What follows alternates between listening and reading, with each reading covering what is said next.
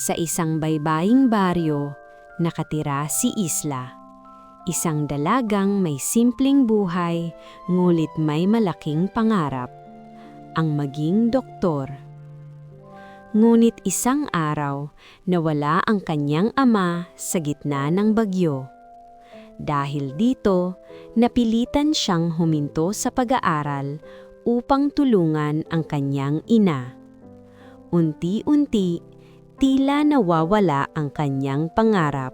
Hanggang sa isang araw, may dumating na doktor sa kanilang baryo at muli siyang binigyan ng pag-asa.